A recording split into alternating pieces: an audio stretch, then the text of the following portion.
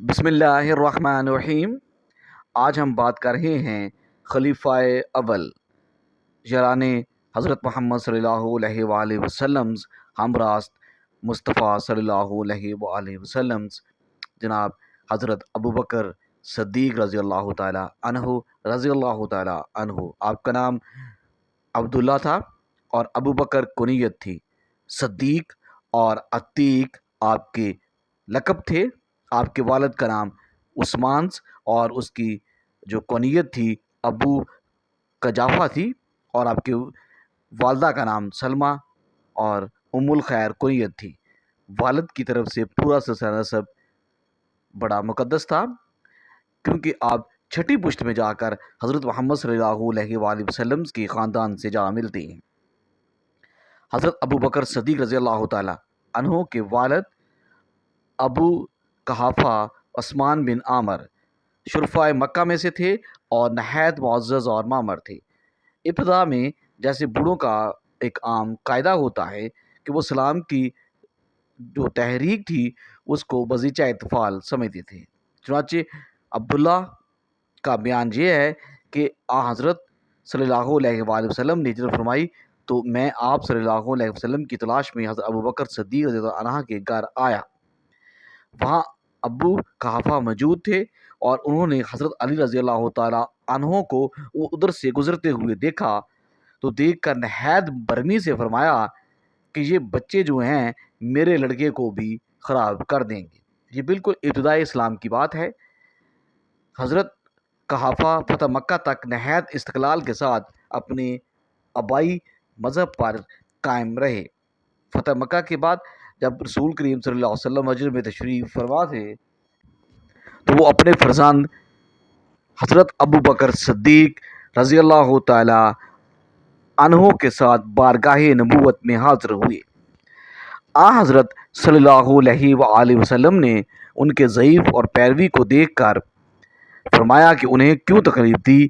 میں خود ان کے خدمت میں حاضر ہو جاتا۔ اس کے بعد آپ صلی اللہ علیہ وآلہ وسلم نے نہایت شفقت سے محبت کے ان کے سینے پر ہاتھ پھیرا اور کلمہ طیب تلقین کر کے مشرف با اسلام فرمایا۔ حضرت صلی اللہ علیہ وآلہ وسلم کے بعد اپنے فرزند ارجمند حضرت ابوبکر صدیق رضی اللہ تعالیٰ عنہ کے بعد بھی کچھ دنوں تک زندہ رہے۔ آخری عمر میں بہت ضعیف ہو گئے تھے، آنکھوں کی بصارت جاتی رہی تھی، اور 14 ہجری میں 97 برس کی عمر میں حضرت ابوبکر صدیق رضی اللہ تعالیٰ عنہ کے والد نے انتقال فرمایا۔ حضرت ابوبکر صدیق رضی اللہ تعالیٰ عنہ کی والدہ حضرت ام الخیر سلمہ بنت سغرا کو ابتدائی میں اسلام میں داخل ہونے کا شرف حاصل ہوا، اور ان سے پہلے صرف 39 اصحاب ٹوٹل مسلمان ہوئے تھے۔ یہ قلیل جماعت بااعلان اپنے اسلام کا اظہار نہیں کر سکتی تھی، لیکن حضرت ابوبکر صدیق رضی اللہ تعالیٰ عنہ کا مذہبی جوش اس بے بسی پر نہایت مضطرب تھا۔ آپ رضی اللہ تعالیٰ عنہ نے ایک روز نہایت اصرار کے ساتھ حضرت صلی اللہ علیہ وآلہ وسلم سے اجازت لے کر مجمع عام میں شریعت حق کے فضائل و محامد پر تقریر کی اور کفار مشرکین کو شرک و بت پرستی چھوڑ کر اسلام قبول کرنے کی دعوت عام دی۔ کفار مشرکین جن کے کان کبھی انفعال سے مانوس نہ تھے نہایت غصے میں آئے، نہایت برہم ہوئے، اور حضرت ابوبکر صدیق رضی اللہ تعالیٰ عنہ کو نہایت بے رحمی کے ساتھ اس قدر مارا کہ آخر ان کے اپنے قبیلے کے ایک فرد کو اس حال میں دیکھ کر آپ پر ترس آ گیا، اور انہوں نے عام مشرکین کے پنجہ ظلم سے چھڑا کر آپ کو آپ کے گھر تک پہنچا دیا۔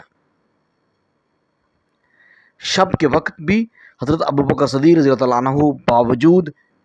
درد اور تکلیف کے اپنی والدہ اور خاندانی افراد کو اسلام کی دعوت دیتے رہے۔ صبح ہوئی تو رسول کریم صلی اللہ علیہ وآلہ وسلم کا پتہ دریافت کیا۔ حضرت صلی اللہ علیہ وسلم سے عرض کی کہ میری والدہ حاضر ہے، ان کو راہ حق کی ہدایت فرما دیجیے۔ حضرت صلی اللہ علیہ وسلم نے انہیں اسلام کی دعوت دی اور وہ مشرف با اسلام ہو گئی۔ حضرت ام الخیر نے بھی طویل عمر پائی، چنانچہ حضرت ابوبکر صدیق رضی اللہ عنہ کی خلافت تک زندہ رہیں، لیکن اپنے شوہر سے پہلے وفات پا گئیں۔ حضرت ابوبکر صدیق رضی اللہ تعالی عنہ اسلام سے قبل زمانہ جاہلیت میں بھی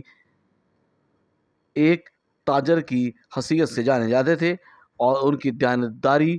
اور امانت پرستی ہر طرف مشہور تھی۔ اہل مکہ ان کو علم، تجربہ اور حسن خلق کے باعث نہایت معزز سمجھتے تھے، اور زمانہ جاہلیت میں اسلام سے قبل بھی خون بہا کا مال آپ ہی کے پاس جمع ہوتا تھا، اور اب اگر کبھی کسی دوسرے شخص کے پاس یہ جمع ہوتا تو قریش اس کو تسلیم کرنے سے انکار کر دیتے۔ حضرت ابوبکر صدیق رضی اللہ تعالیٰ عنہ کو زمانہ جاہلیت میں بھی شراب سے ویسے ہی نفرت تھی جیسا زمانہ اسلام میں۔ اس قسم کے ایک سوال کے جواب میں فرمایا کہ شراب نوشی میں نقصان آبرو ہے۔ حضرت صلی اللہ علیہ وسلم کے ساتھ بچپن ہی سے ان کو خاص محبت، انس اور پیار اور خلوص تھا، اور اکثر تجارت کے سفروں میں آپ صلی اللہ علیہ وآلہ وسلم کے ہمراہ ہوتے تھے۔ اسلام حضرت صلی اللہ علیہ وسلم کو جب خلعت نبوت عطا ہوا تو آپ صلی اللہ علیہ وسلم نے مخفی طور پر احباب مخلصین اور محرمان راز کے سامنے اس حقیقت کو ظاہر فرمایا، تو مردوں میں سے حضرت ابوبکر صدیق رضی اللہ عنہ نے سب سے پہلے بیعت کے لیے ہاتھ بڑھایا۔ بعض ارباب سیر نے ان کے قبول اسلام کے متعلق بہت سے طویل قصے نقل کیے ہیں، لیکن یہ سب حقیقت سے دور ہیں۔ اصل یہ ہے کہ حضرت ابوبکر صدیق رضی اللہ عنہ کا قد کا آئینہ دل پہلے سے صاف تھا، فقط خورشید حقیقت کی عکس افغنی کی دیر تھی۔ وسطی صحبتوں کے تجربوں نے نبوت کے خط و قال کو اس طرح واضح کر دیا تھا کہ معرفت حق کے لیے کوئی انتظار باقی نہ رہا۔ البتہ ان کے اول مسلمان ہونے میں بعض مورخین اور اہل اثار نے کلام کیا ہے۔ بعض روایات سے ظاہر ہوتا ہے کہ حضرت خدیجہ رضی اللہ عنہ کا اسلام سب سے مقدس ہے۔ بعض سے معلوم ہوتا ہے کہ حضرت علی اکرم اللہ وجہین کو اولین کا فخر حاصل ہے، اور بعض کا خیال ہے کہ حضرت زین بن ثابت رضی اللہ عنہ اور حضرت ابوبکر صدیق سے پہلے مسلمان ہو چکے تھے، لیکن اس کے مقابلے میں ایسے اخبار و آثار بھی کثرت موجود ہیں جن سے ثابت ہوتا ہے کہ اولیت کا جو شرف اور امتیاز صرف اسی ذات گرامی کے لیے مخصوص ہے۔ اشاعت اسلام حضرت ابوبکر صدیق رضی اللہ تعالیٰ عنہ نے مسلمان ہونے کے ساتھ ہی دین کی اشاعت کے لیے جدوجہد شروع کر دی، اور آپ رضی اللہ تعالیٰ عنہ کی دعوت پر حضرت عثمان رضی اللہ تعالیٰ عنہ بن عفان، حضرت زبیر رضی اللہ تعالیٰ عنہ، حضرت عبد الرحمن رضی اللہ تعالیٰ عنہ بن عوف، حضرت سعد رضی اللہ تعالیٰ عنہ بن ابی وقاص، حضرت طلحہ رضی اللہ تعالیٰ عنہ، حضرت عبداللہ رضی اللہ تعالیٰ عنہ سب سے نمایاں ہیں۔ حضرت عثمان رضی اللہ تعالیٰ عنہ بن مظعون، حضرت ابو عبیدہ رضی اللہ تعالیٰ عنہ، حضرت ام سلمہ رضی اللہ عنہ اور حضرت خالد بن سعید رضی اللہ تعالیٰ بن عاص بھی آپ کی ہدایت سے دارہ اسلام میں داخل ہوئے۔ آپ نے اپنے صحن میں ایک چھوٹی سی مسجد بنائی تھی، اور اس میں نہایت جوش اور محبت کے ساتھ عبادت الہی میں مشغول رہتے تھے۔ آپ رضی اللہ تعالیٰ عنہ نہایت رفیق القلب تھے،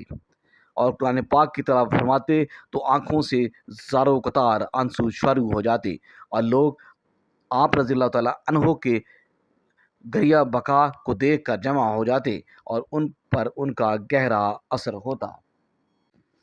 حضرت صلی اللہ علیہ وسلم نے اذیتوں کے باوجود 13 برس تک مکہ میں دعوتوں اور اللہ کی تبلیغ کا سلسلہ جاری رکھا۔ حضرت ابوبکر صدیق رضی اللہ عنہ اس میں وسیع کی زندگی میں بھی اپنی جان، مال اور اپنے مشورے ہر حیثیت سے آپ صلی اللہ علیہ وسلم کے ساتھ رہے۔ حضرت صلی اللہ علیہ وسلم روزانہ صبح شام حضرت ابوبکر صدیق کے گھر تشریف لے جاتے اور دیر تک مجلس راز قائم رہتی۔